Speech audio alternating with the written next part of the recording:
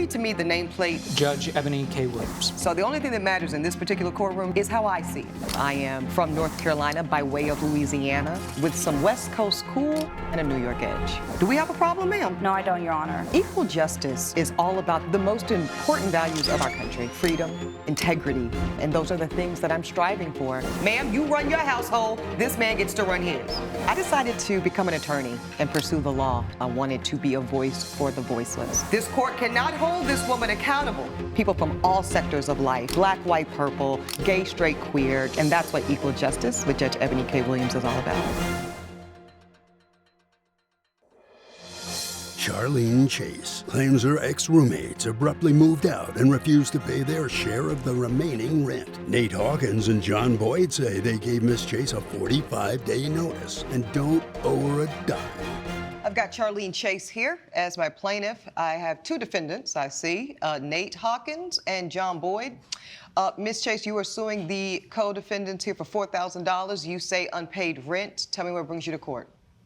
So we were roommates, fresh out of college, and we were living together, and then I hear from them that they are moving on with their lives, and they tell me that they're just moving out, and they don't ask as a question. It's more of just a statement that they're moving out, and everything else is on me. I have to find at least two roommates, or I have to move out, and I don't think that was fair, and I think that was very irresponsible, and I think that they owe me 2 months of rent that they didn't pay. Okay, well, before we get to the defendant's side of things, I must know that there is a lease involved with this? Yes. Okay, so do you have that with you in court today? Yes, ma'am. Please give your evidence folder to Elijah here. Thank you. Thank you. So we can look at our governing document to tell us a bit of guidance here as to how we need to proceed. Okay. So you've got some text messages. Here is the lease agreement, okay? Yes. I see that this is between all three parties, Ms. Chase, Mr. Hawkins, and Mr. Boyd. This looks like this was a apartment that y'all were renting. Okay, and looks like the rent was $3,000 monthly. You split that evenly, $1,000 apiece. Yes. Looks like this was a one-year lease that then turned month to month after the 12 months passed by? Yes. Pretty standard. And how many months were you in the apartment, ma'am? I was alone for 2 months. Okay. So I paid 2 months of rent without them. Okay. Full. And you all paid the full 12 months that you were obliged to, and then per your month-to-month option, you're arguing that you all left free and clear. We did. Okay. So, gentlemen, why did you move out of the apartment? John here got offered a job position, and he's going to Seattle, and he made it very clear that if he gets it, then we will give her notice and we will move out. I decided to join along as well. I've been ready potentially to move out for a little while. I now live with my girlfriend. We discussed that. It was a yes. He got the job. We then told her about it and gave her a 30-day notice. 45 days. 45-day notice. So you got 45 days from both roommates to say, we're out of here in 45 days. So basically, we're going to pay 1 more month rent, and then we're out. Yes, it was on January 13th that we went ahead and let her know. Okay. And then from that, we paid until the end of February. That's what I'm saying. So you did pay for February. Yes. Yes. And then you haven't paid since, and then you were there, I guess, for March and April? Yes. Alone? Yes. And so you had to pay... Not alone. She had people visit, but they weren't part of the lease. They weren't paying money. She had people trash. She brought people over, but they were I'm not so sorry, on the lease. sir. You Mr. Boyd? Yes. Okay. Are you going to be doing the examination of the plaintiff, or is it No, going to Your be Honor. me? My apologies. Okay, I just wanted to check on it. Okay, just wanted to check in on it. Okay, so as I was saying, Ms. Chase, you were not, when I say you were there 2 months alone, nobody was helping you with rent. No. And it certainly wasn't the two leasees that were also on the lease with you. Absolutely Because not. they had exercised, they are saying, their right to leave the premises, leave the property, because they were month to month. And they satisfied that and were able to leave after 30 days each month, really. Why did you choose to stay, ma'am? I felt like I had to. We came to an agreement because I thought it was very abrupt in how they told me, and they told me through text. It wasn't even like they came to me. Well, ma'am, why is that a problem? I mean, this is, certainly in this day and age, text is a primary, I would say, mode of communication, almost especially when you're talking about a business transaction, so that there could be a documented record of such communication. So I'm not really sure why you are bothered by them texting you. It wasn't the text so much that was the first time I was hearing of it. Well, how else were you supposed to hear of it, ma'am? A message in a bottle? I mean, what are we talking about? No, I just thought that they would respect me to just sit down and talk to me face to face, or at least earlier than. I guess here's the thing, Ms. Chase. The way you're framing this is making it sound like they did something emotionally charged to you, when what I hear these gentlemen expressing is that there was a business opportunity for this one. This one had a romantic endeavor that he wanted to further pursue. And basically, they made independent decisions that had nothing to do with you. Is that correct? That's correct. Okay. Now, I do want to know about the timing, though, because for a minute when y'all were telling this story side by side, it sounded like y'all were needing to be on the same page, or that there was some kind of collaboration between the two. Was that the case? Yeah, so Nate and I had both lived together prior, before we invited Charlene. She was looking for an apartment, so we went ahead and found another 3-person apartment that we moved into. But I wanted to talk to him ahead of time because I was applying for this job. It's in Seattle, and I wanted to confirm with him because we've been living together for a while before Charlene was in the picture. But I don't understand that, sir, because why was he due more care or notice than she was? Charlene and I aren't exactly friends. Coming up on Equal Justice. You left her on red the entire month of February and March, so that means come April, I know that they have no intention of covering anything. They ain't got nothing on it. It's up to me to figure it out. If you'll be in the Los Angeles area and want to bring your case to court, call 1-888-552-6878. This is Equal Justice. Equal Justice is back with the case of Charlene Chase, who blames Nate Hawkins and John Boyd for sticking her with the rent. Okay, so you are conceding that there was some, you had more deference to this man who you had a pre-existing relationship with in terms of how you communicated that you were moving out. Yes, but I made sure to give within a legal notice the amount of time that I needed to tell Charlene. Okay, fair enough. Let's take a look at these text messages here so I can see what this timeline looks like. So it looks like as early as you say, January 13th, Mr. Boyd says, hey guys, I wanted to let you know, this is in a group chat with the three of you. Yes. Hey guys, I want to let you know I got the job in Seattle. They want me to start in early February, so I'll be moving up there in about 3 weeks. The plaintiff says, congrats, you're moving out, that's super soon. Then you chime in as well, Mr. Hawkins. While we're on the same note, I'm moving out too, moving in with my girlfriend. So you say both of you. You admit, we've been talking about it for a while, things make sense. You, of course, cannot afford $3,000 alone a month, and you didn't feel you had sufficient time, is what you indicate. Yes. What would have been sufficient time, ma'am? How many months? At least 2 months' notice. And I asked them if they could help me out with rent or. Okay, so let's look further. I see there's more exchange here.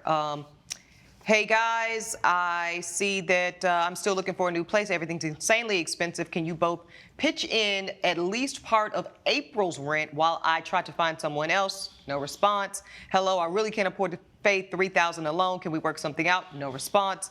Guys, this is unfair. You both live here too, and the landlord says the lease is still in all of our names. I can't just vanish. You go on to talk more. Why couldn't you just vanish? Why couldn't you just figure out somewhere else to live in the interim? Because surely you don't expect these gentlemen to be responsible for your choice to live in an apartment that you can't afford. No, absolutely. And I was actively searching. I was trying to find apartments and moving in alone, trying to find something affordable. I mean, I was paying $1,000 a month, and that's near to impossible to find here in LA. It is. And I'm on such a tight budget, and I moved out here, out west from the East Coast for school.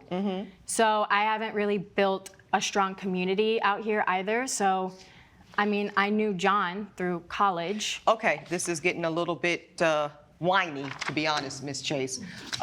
So you, because you're a grown woman. Here's the thing, how you moved and why you moved and who you knew and who you didn't know is none of this court's concern. What is of the court's concern is the fact that there was a legally enforceable lease signed by 3 consenting adults, yes? Yes. Yes. That lease term expired when the 12-month mark hit, at which point all 3 of you independently agreed to go month to month. Ms. Chase, do you know what month to month means? Yes. Okay, so you do know that all you were entitled to was the 1-month notice, which Yes. you gave and you gave. So you asking more of them seems out of scope with the lease agreement. Do you understand? I understand. Okay. It seemed like they had this pre-planned. Well, I addressed that. You heard me ask them if they were working in concert together, if they were, as we say, in cahoots. And they agreed that they were, that they had kind of timed their move out similarly, which it doesn't sit great for me, but legally my hands are tied. It's not illegal for 2 pre-existing friends to time their move out along similar fashion. I understand it doesn't feel good to you. I understand it makes you feel like an outsider, but there's no law around the feelings here, Ms. Chase. That's what it is. I do want to address this letter I have in evidence from the property manager. You all familiar with this? Yes. Okay, so this is to all 3 of y'all. Following up on our meeting earlier this week, she's confirming that the status of the lease was, per the rental agreement, converted to month, and all 3 on the lease, all 3 of you in the courtroom today were responsible. So here's what's important, Ms. Chase. This letter from the property manager is holding all 3 of you jointly accountable for the $3,000 a month rent. So if you knew that you could not afford $3,000 by yourself, or you knew that you could not timely move other individuals in to help you cover this, because they were very clear that they had nothing on it. After February y'all paid was the last month? Yes. Yes, sir. They didn't have nothing on it, ma'am. They left you on red for No 4 response. messages. That was just because we blocked her. I'm not even mad at it, sir. You ain't got to respond. I understand. Okay? You left her on red the entire month of February and March. So that means come April, when somebody leaves me on red for a month straight, I know that they have no intention of covering anything. They ain't got nothing on it. It's up to me to figure it out. Coming up on Equal Justice. You sat there, allowed yourself to incur debt and expenses that you could not cover, and now you want them to run you your money back that you couldn't afford to pay. This is Equal Justice. Equal Justice is back with the case of Charlene Chase, who blames Nate Hawkins and John Boyd for sticking her with the rent. It's starting to sound like to the court that you might be acting a bit spoiled, that you had gotten so used to the comforts of your own living quarters, and that these 2 made decisions that disrupted your comfort, and instead of you, in a timely fashion, recognizing the disruption to your comfort and then doing something about it, you sat there, allowed yourself to incur debt and expenses that you could not cover, and now you want them to run you your money back that you couldn't afford to pay. That's what it sounded like to the court. And, Your Honor, if I may, I'm just confused, Charlene. Why didn't you move in with your boyfriend at the time? If you had no other place to go, I know your family's far. I just don't understand why you didn't move with him, because he was already practically living at our place with how often he was there. Well, now you said that with a little disdain in your voice. I don't know if anybody else heard it. So did you, it's not, you don't need to apologize. We just need to get to the bottom of it, Mr. Boyd. Did you have an issue with how often her boyfriend was at the apartment? Yes, I believe both We Nate both and did. I did multiple times. They would meal prep at our house, and then you can talk about the fridge. He took space in our fridge. I mean, I would come home and he would have food there, and he doesn't live there. So was he She kind knew of- about that too. My girlfriend wasn't a fan of her either. I mean, it was a known thing. Yes, I would try to invite people over. I thought they knew people. They could invite people over as well. But actually having someone you can rely on and trust is completely separate. And I thought that I could trust at least John, because I was Well, close here's with the him. thing. Here's the thing, ma'am. I can appreciate that you made good selections. It sounds like these 2 men were great roommate choices. They paid their bills. They paid their rent on time. They fulfilled the full 12 months of the lease obligation that they were required to. And then they went month to month with you and paid 2 of those months. But then their lives went on. Coming up on Equal Justice. They satisfied all of their legal obligations, Ms. Chase. And it was you and you alone that decided to not take action. This is Equal Justice. Equal Justice is back with the case of Charlene Chase, who blames Nate Hawkins and John Boyd for sticking her with the rent. So the question is, how did you pay the rent for the other 2 months? I used my saving. Okay. And I also went into credit card debt. So you're in debt? Yes. Okay, so you're paying interest on money that you paid for rent that you really couldn't afford. Yes. And where are you living now, ma'am? I found a little studio. I mean, it's definitely cheaper than $3,000. It's more than $1,000 that I was paying, but it's How long did it take you to find that apartment, ma'am? It took me about 3 months, I would say. Okay, you know what's interesting about that is had you acted with more urgency, you could have at least saved yourself half. Everybody doing the math?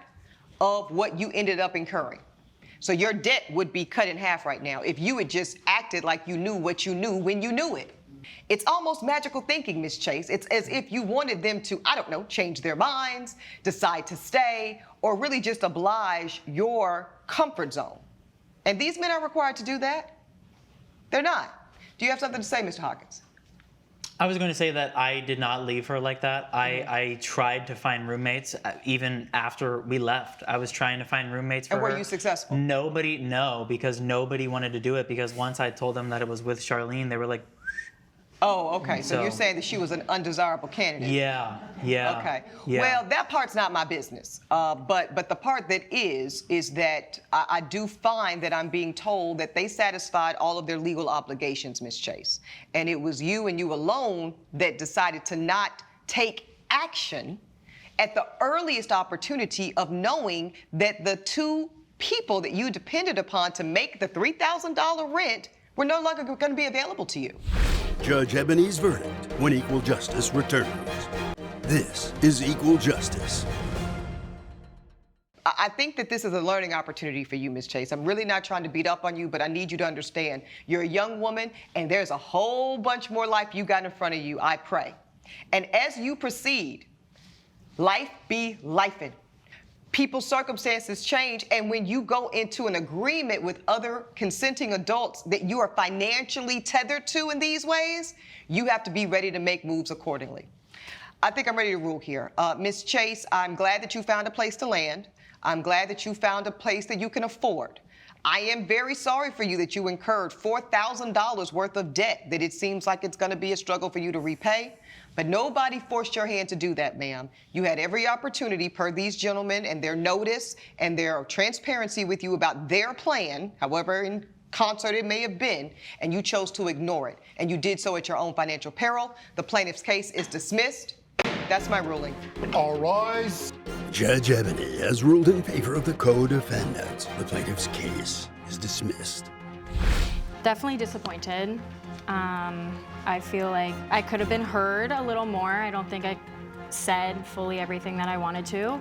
Yeah, just disappointed. Okay, gentlemen, any final thoughts? I think we're happy that we just don't owe $4,000. We wish her well.